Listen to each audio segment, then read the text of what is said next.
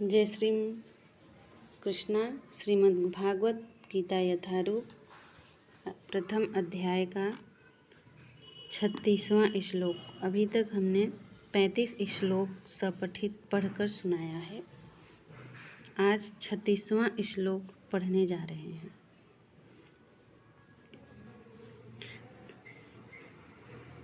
पापम एव आश्रयेत अस्मान् हत्वा एतान् अतातयिनः तस्मात् न अर्हा वयं हन्तुं धार्त राष्ट्रं सवन्धवान् स्वजनं हीम कथं हत्वा सुखिनः स्याम माधव। शब्दार्थ हैं, पापम पाप एव निश्चय ही आश्रयेत लगेगा अस्मान हमको हत्वा मारकर एतान इन सब अतातयिनः अतातइयों को तस्मात् अतः न कभी नहीं अहरा योग्य वयम हम हंतुम मारने के लिए धार्त राष्ट्रान धृतराष्ट्र के पुत्रों को सबांधवान उनके मित्रों सहित स्वजनम कुटुंबियों को ही निश्चय ही कथम कैसे हत्वा मारकर सुखिना सुखी श्याम हम होंगे माधव हे लक्ष्मीपति कृष्ण। श्लोक अर्थ हैं, यदि हम अतातइयों का वध करते हैं तो हम पर पाप चढ़ेगा, अतः यह उचित नहीं होगा कि हम धृतराष्ट्र के पुत्रों तथा उनके मित्रों का वध करें। हे लक्ष्मीपति कृष्ण, इससे हमें क्या लाभ होगा और हम अपने ही कुटुंबियों को मारकर हम किस प्रकार सुखी हो सकते हैं। तात्पर्य, वैदिक आदेश अनुसार अताताई 6 प्रकार के होते हैं। पहला विष देने वाला, दूसरा घर में अग्नि लगाने वाला, तीसरा घातक हथियार से आक्रमण करने वाला, चौथा धन लूटने वाला, पांचवा दूसरे की भूमि हड़पने वाला तथा पराई स्त्री का अपहरण करने वाला।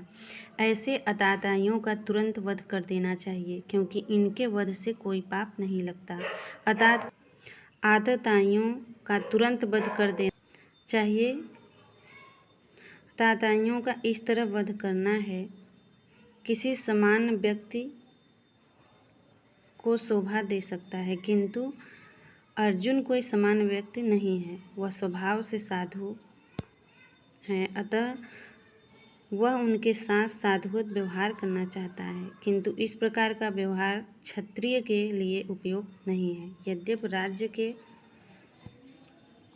प्रशासन के लिए उत्तरदायी व्यक्ति को साधु प्रकृति का होना चाहिए, किंतु उसे कायर नहीं होना चाहिए। उदाहरण अर्थ, भगवान राम इतने साधु थे कि आज भी लोग राम राज्य में रहना चाहते हैं, किंतु उन्होंने कभी कायरता प्रदर्शित नहीं की।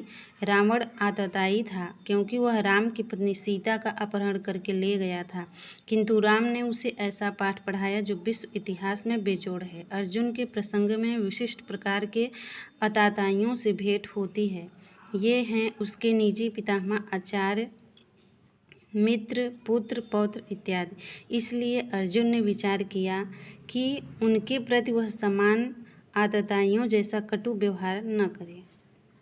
इसके अतिरिक्त साधु पुरुषों को तो क्षमा करने की सलाह दी जाती है। साधु पुरुषों के लिए ऐसे आदेश किसी राजनीतिक आपातकाल से अधिक महत्व रखते हैं। इसलिए अर्जुन ने विचार किया कि राजनीतिक कारणों से स्वजनों का वध करने की अपेक्षा धर्म तथा सदाचार की दृष्टि से उन्हें क्षमा कर देना श्रेयस्कर होगा। अतः क्षणिक शारीरिक सुख के लिए इस तरह वध करना लाभप्रद नहीं होगा। अनंतः जब सारा राज्य तथा उससे प्राप्त सुख स्थायी नहीं है, तो फिर अपने स्वजनों को मारकर वह अपने ही जीवन तथा शाश्वत मुक्ति को संकट में क्यों डाले। अर्जुन द्वारा कृष्ण को माधव तथा अथवा लक्ष्मीपति के रूप में संबोधित करना भी सार्थक है। वह लक्ष्मीपति कृष्ण को यह बताना चाह रहा था कि वे उसे ऐसा काम करने के लिए प्रेरित न करें जिससे अनिष्ट हो, किंतु कृष्ण कभी भी किसी का अनिष्ट नहीं चाहते, भक्तों का तो कदापि नहीं। जय श्री कृष्ण।